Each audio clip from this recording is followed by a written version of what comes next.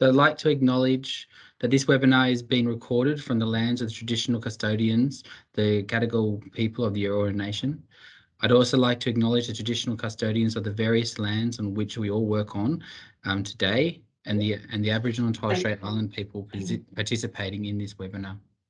I pay my respects to elders past, present and emerging, and celebrate the diversity of Aboriginal people and their ongoing culture and connection to lands and waters of New South Wales. So welcome everybody. I hope you've had a nice Thursday. We're going to start off our webinar with a message or a video from our Chief Executive, Professor Michael Nicol, and I'll hand over to the video. Thank you.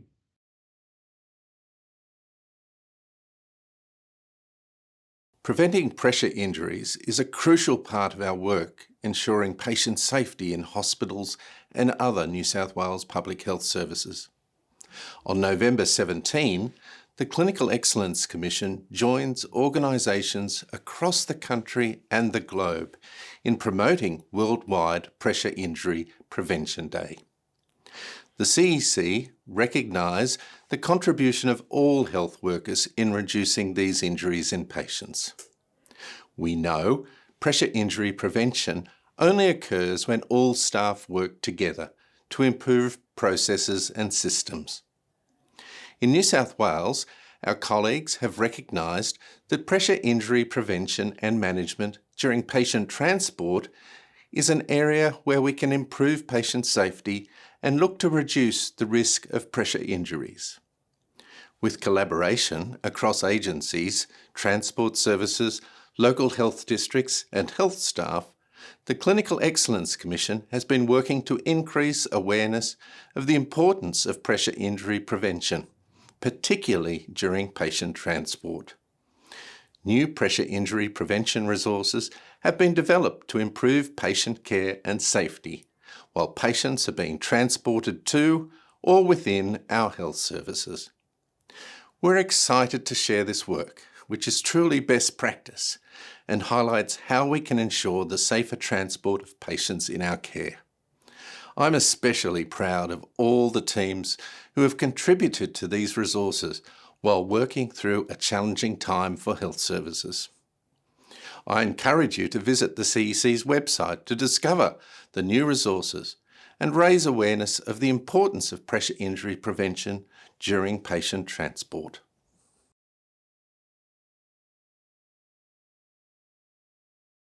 So for those that have joined us online, what we'll be doing with this webinar is that we'll be going through why pressure injury prevention in transport is important and the consequences of that.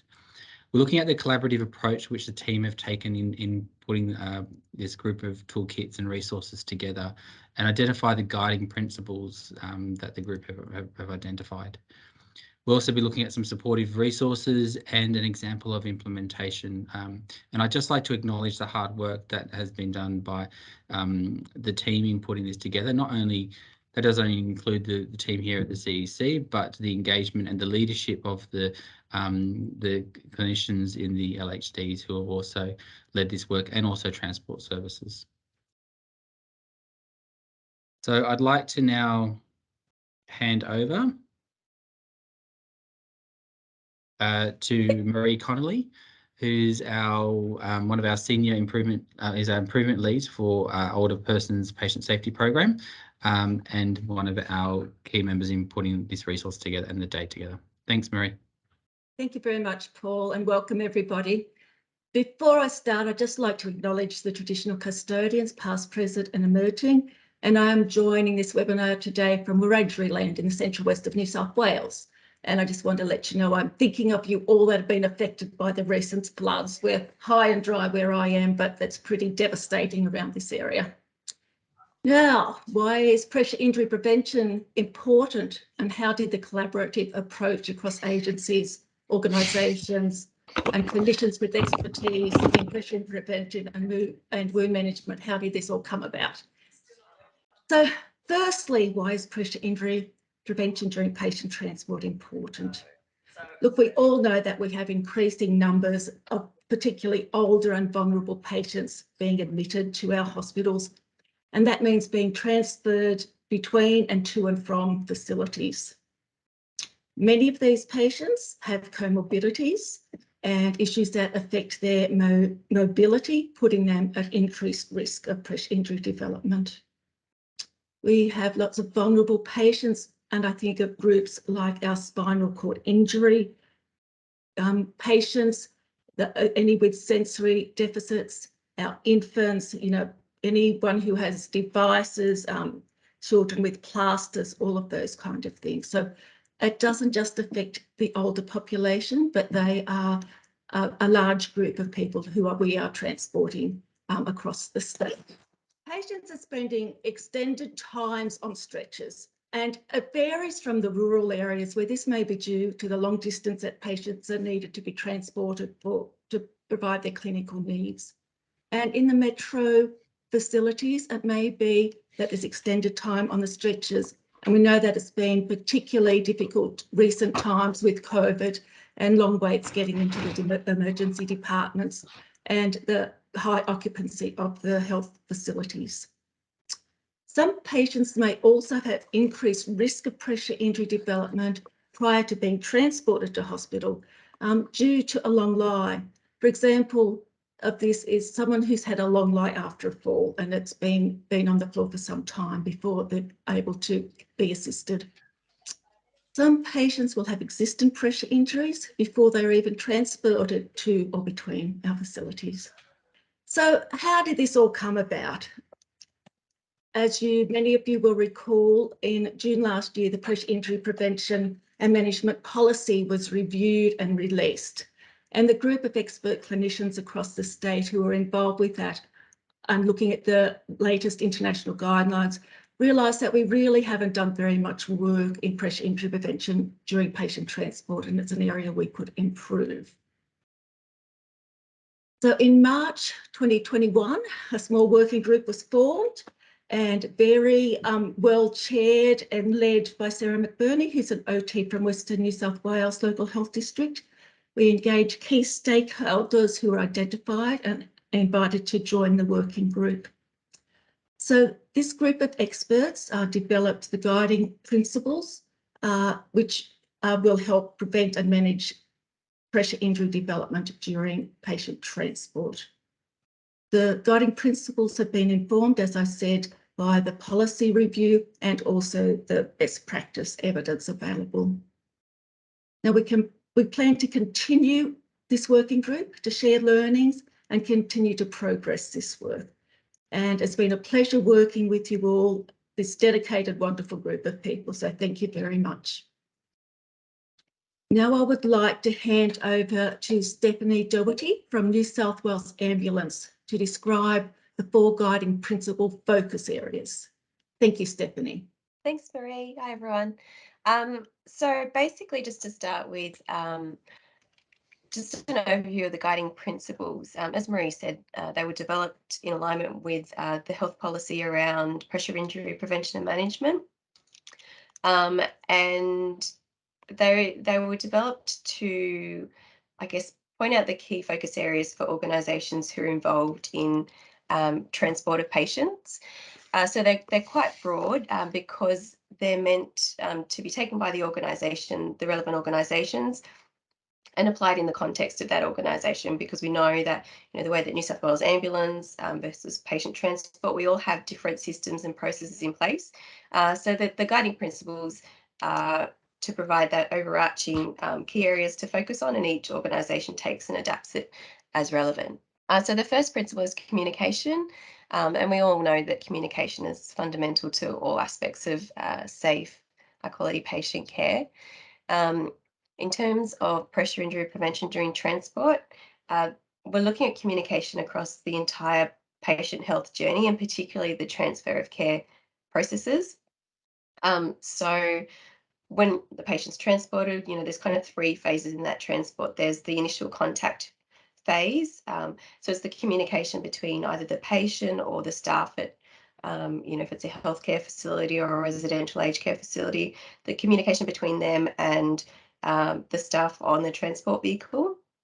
And communicating, first of all, if there's any existing pressure injuries and the management that's required of those pressure injuries, but also any risk factors for that particular patient.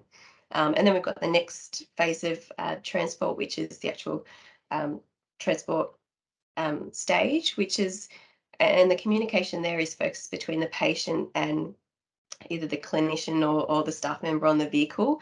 And that's a really important communication phase too, because if the patient highlights that they've got some discomfort, then that can be a sign that there's a risk of a pressure injury developing during transport. And then there's the final phase where handover of care at the destination, either to a healthcare facility. And again, those things need to be communicated around pressure injury, which are any existing pressure injuries and how they need to be managed, as well as any particular risk for that patient. And also any risk that came about during transport. For example, they had a long time on the actual stretcher, or issues during transport like incontinence that it made them more likely to develop a pressure injury. So this principle is really for organisations to look at systems and how they can enhance communication at those key points in the patient journey to ensure that those pressure injury risks and information are clearly communicated. The second guiding principle is the use of pressure injury prevention equipment, and that's looking that's looking at both new equipment and also how we can better use existing equipment. So in terms of new equipment, there's been a wedge which has been developed specifically to use on the stretcher during transport to offload pressure on the sacrum. And that's recently been developed and is now available for purchase through procurement. And then it's also looking at the existing equipment we have and making sure it's being used correctly. So using the knee bend, which will offload again pressure on the sacrum, making sure that there's processes in place to review the stretcher mattress regularly to ensure it's not bottoming out, and just how we use that equipment to minimise the risk of pressure injury during transport.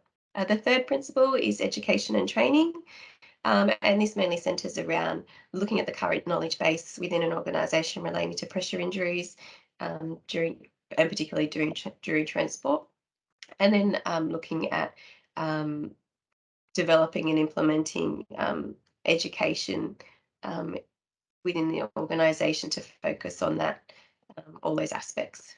So this is the last one, which is reviewing incidents, data and supporting improvement initiatives.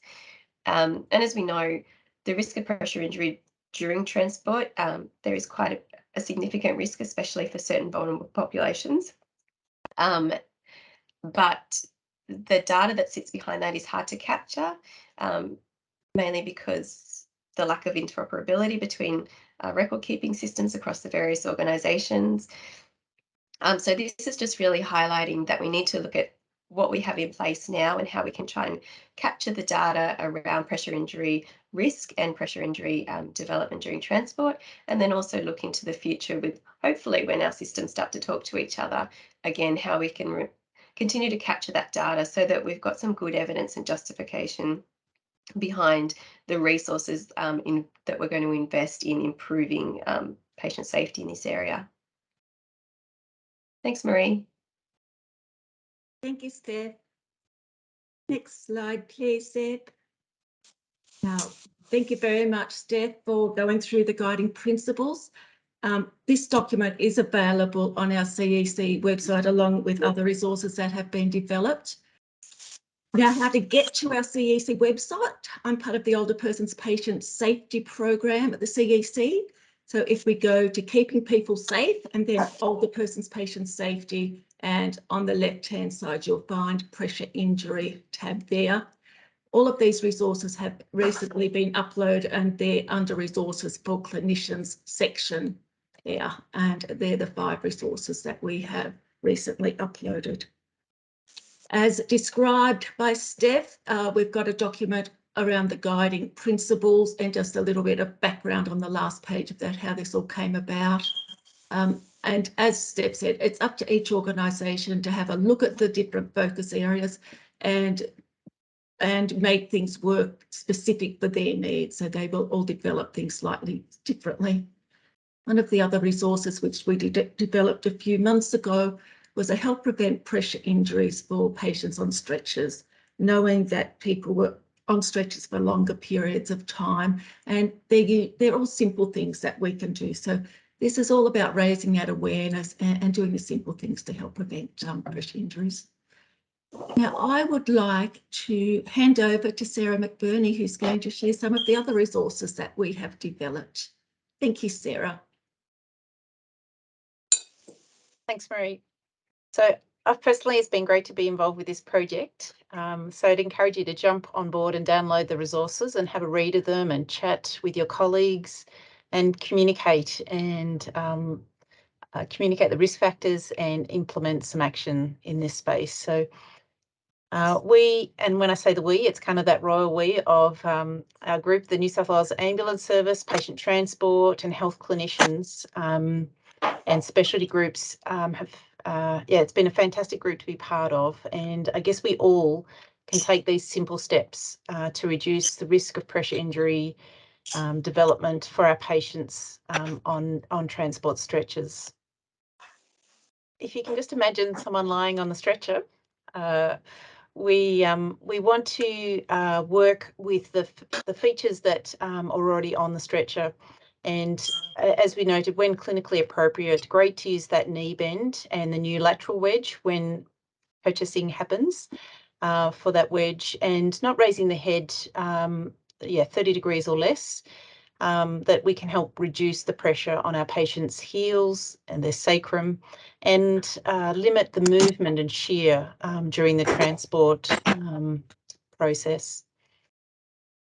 So it's the New South Wales Ambulance and Patient Transport Services that we are developing plans to put in place to purchase a lateral wedge for each of our stretchers, so that they'll be on board and stored on the stretcher so that we can implement, if appropriate, at that transfer of care. And the other part of our one of the resources is to look at the process and the checking and reviewing of the stretcher mattress. Up until this point, there hasn't been any structure in place to review the mattress. So now we've, but the mattress is in itself our foundation for pressure care. So we want to make sure the stretcher mattress is in good health. So we've developed a how-to resource, how to review the stretcher mattress and how to rate and record our findings and what to do next with the outcomes of that testing.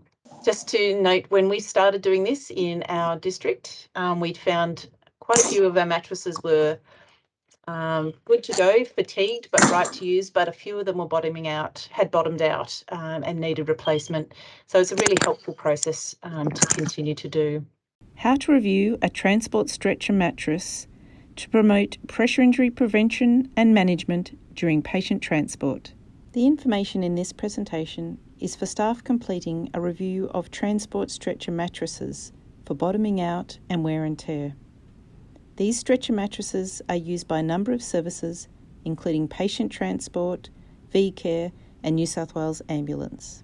People are at risk of developing or worsening pressure injuries during transport because of immobility, friction and shear in the context of travel while lying on a low-profile foam mattress. These risks may be amplified with the length of time on the stretcher or a potential long lie prior to travel. The skin over our bony prominences, such as the sacrum and the heels, are areas of most risk. Studies have shown a strong correlation between a person's reported comfort and pressure relief.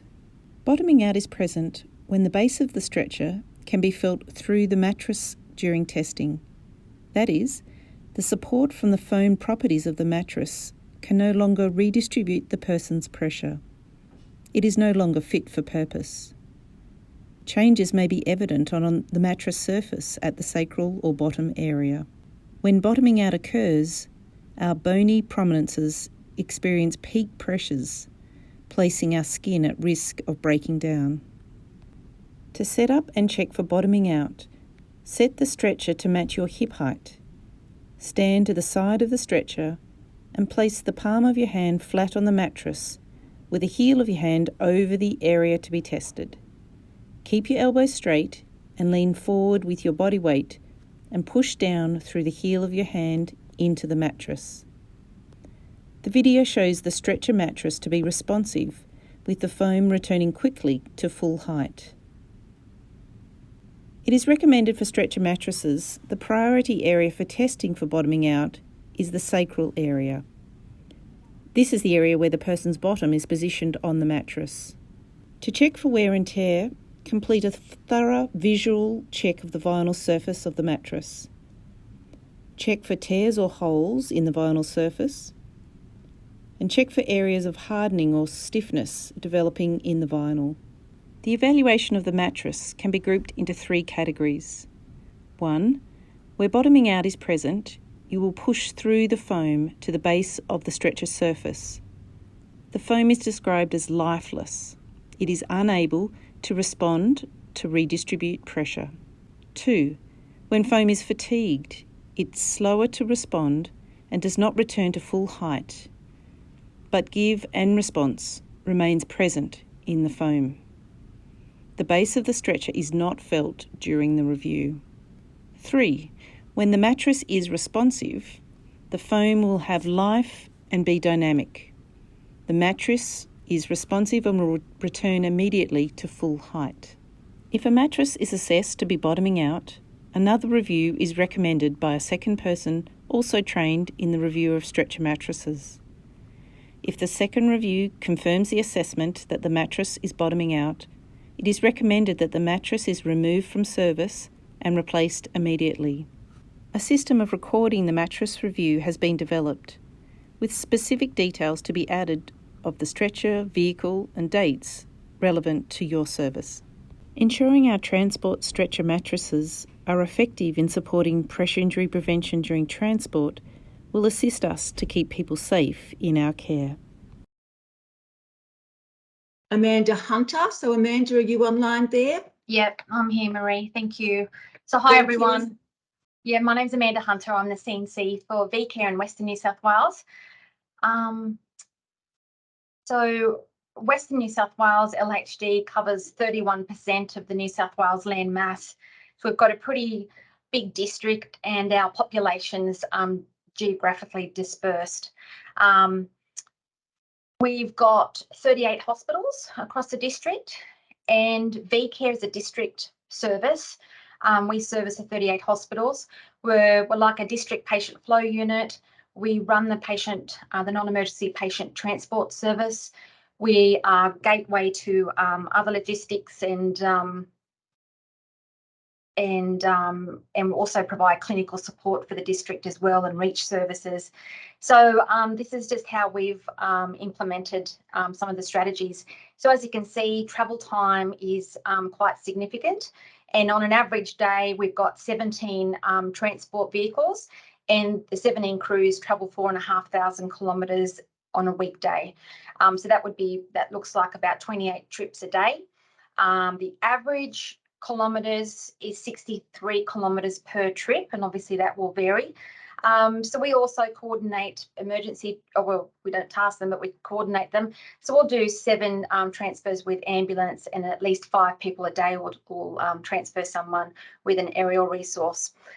So an average day for a Dubbo crew, they would leave Dubbo, and it's a 10-hour return trip to take a patient up to Lightning Ridge. So for that patient on the stretcher, at a minimum, they would have 5 hours on the stretcher.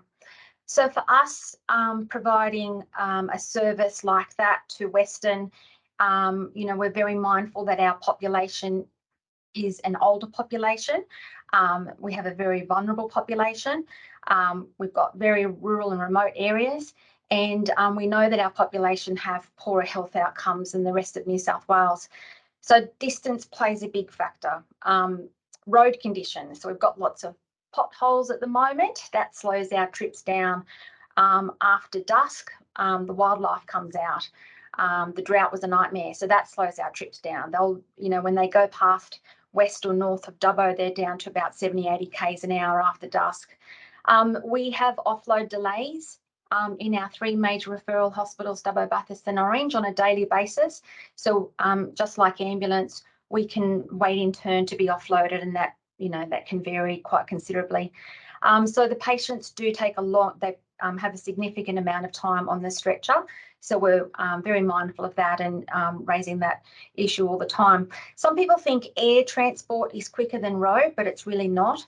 By the time the road crew goes in, picks up a patient, and the aerial part, and then the road link again to drop the patient off at the hospital, and again delays and what have you, it really works out quite comparable when you think about it, a drive time and flight time. Yeah, so there's some differences with a rural service. As I suppose I can't speak for Metro, but obviously they'd have traffic congestions and waiting times to offload and so forth as well. Next slide, please, if you will. Thank you. So these are some of the things that we've done in Western with the support of Sarah and the rest of the working party. Thank you very much. So we've started conversations with our team. We've had some really short, sharp, quick huddles. This is a picture of, this is how, you know, this is how we gather our team together. We're never in one place at the same time. We've got a team of about 100 and they're dotted everywhere. So we talk on Teams. And so we've been talking about pressure injury prevention, what the adverse effects are for the patient and the health system. So we're just raising awareness, and we're talking about and thinking about assessing for pressure injuries or risks of causing pressure injuries with that transfer of care process.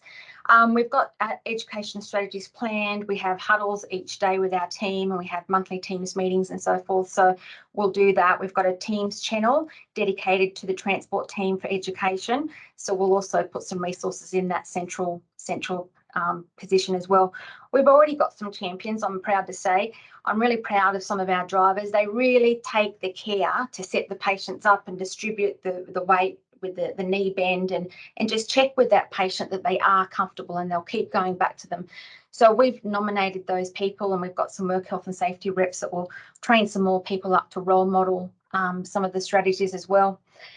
Stretcher mattress checks is not something that we did, but we've developed a checklist. We've checked most of our mattresses. Some were fatigued and some were bottomed out. We have replaced the stretchers of the bottomed out stretchers. So that's something our staff are looking for now, and regularly checking and making sure that the foam integrity is going to protect the patient on those long trips. And we're making plans to purchase the lateral wedge. So that's another great strategy, just to help distribute the weight and look after those bony prominences. Thank you. Thank you very much for everyone, first of all, attending today's webinar, and hopefully that you've got a good overview of the work that has been done. We've tried to provide you a list of, I'll demonstrate some of the resources, but they are available on the CEC website, and apologies for the technical difficulties that we've experienced today. I'd just like to acknowledge the team again that have put this together, you know, from Transport Services, CEC, to local health districts who participate in the working party. A special thanks to our presenters today, Stephanie, Sarah, Amanda and Marie, who have also been integral into this piece of work. Also, thank you to our communications team, supported us in getting all the resources out and on the website for you. The CEC, we're here to support the LHDs in new initiatives. It needs to be led locally though, so that it's tailored towards your needs, but we're very much there to support you and help you along the way. And we encourage you to reach out to the Older Persons Patient Safety Program, and the email and contact details are on the next slide, I believe, and also the contact phone number. You can also reach out to Marie Connolly if you've already got her number and her contact details as well. So once again, thank you very much for your time today. I'll like to draw the webinar to a close, but again, if you have any feedback or comments or questions, please don't hesitate to reach out to us. Thank you very much and have a great day.